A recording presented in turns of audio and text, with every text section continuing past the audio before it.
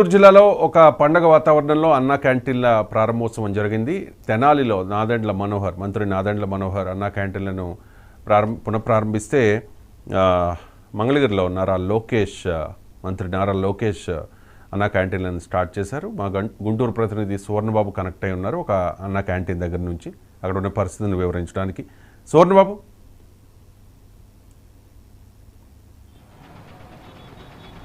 సువర్ణబాబు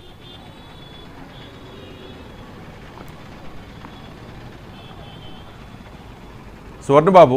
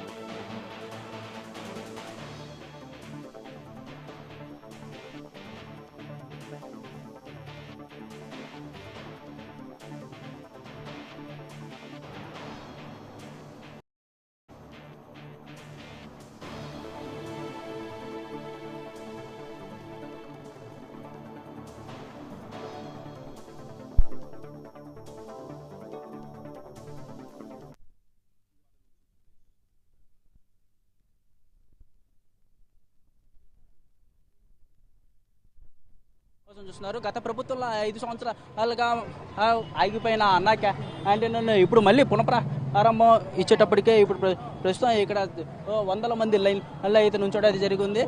ఇక్కడ ప్రజలు చూస్తుంటే ఆహారం కోసం అన్ని విధాలుగా 5 రూపాయలకే భోజనం అని చెప్పి అని అందరూ వస్తున్నారు. ప్రస్తుతానికి ఇక్కడ అన్నా క్యాంటీన్లో పేదలకు ఆహారం అందించడానికి కూడా దాతలు ముందుకు రావడం అయితే జరిగింది.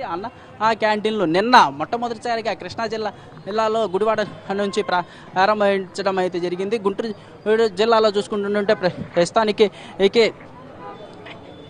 గుంటూరు జిల్లాలో చూసుకున్నట్లయితే 7 చోట్ల ప్రారంభించడం జరిగింది. 7 చోట్ల అని అంటే ఐడియా హాస్పిటల్లో డిటీసీ ఆఫీస్ అంటే ఆర్టీఓ ఆఫీస్ దగ్గర అయితే ప్రారంభించడం. మిర్చి యార్డు, నల్ల చెరువు రోడ్లో పల్నాడు బస్ స్టాప్ దగ్గర, రైతు బజార్, అగ్రికల్చర్ ఆఫీస్ దగ్గర జరిగింది. మంగళగిరి నుంచి అయితే నారా లోకేష్ ప్రారంభించడం జరిగింది. మంగళగిరిలో RTC bus stand, Nulakapeta, Undavalli జరిగింది. పొన్నూరులోనే సుబ్రాయ సత్రం, తెనాలిలో అయితే మాజీ మంత్రివర్యులు ఆలపాటి రాజా మరియు ప్రస్తుత మంత్రివర్యులు నాదెండ్ల మనోహర్ ప్రారంభించడం అయితే జరిగింది. తెనాలిలో వచ్చరికి 3 చోట్ల ప్రారంభించారు.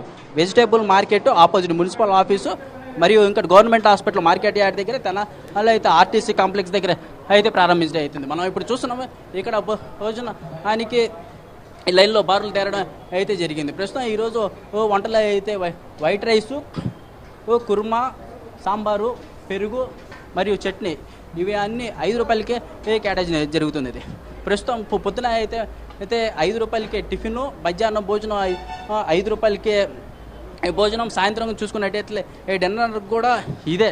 అంటే రోజు సాంబారు, పప్పు, పెరుగు, చట్నీ అనేది కామన్ అయితే చూడవచ్చు. అంటే కూర అయితే మారుతూ ఉంటుందన్నమాట. దుంపల కూర మరియు వంకాయ అట్లా అయితే మెనూ అయితే మారుతుంది. పొద్దున్న చూసుకుంటే టిఫిను ఇడ్లీ, సాంబారు, చట్నీ ఇది వారం రోజులు 6 రోజులు అయితే కామను. నన్ను పొద్దున ఇడ్లీ, చట్నీ, సాంబార్ అయితే కామను. దాంతోపాటు పెరుగు, ఉప్మా, పొంగలి ఈ 3 అయితే మాత్రం రోజు మారుతూ ఉంటుంది.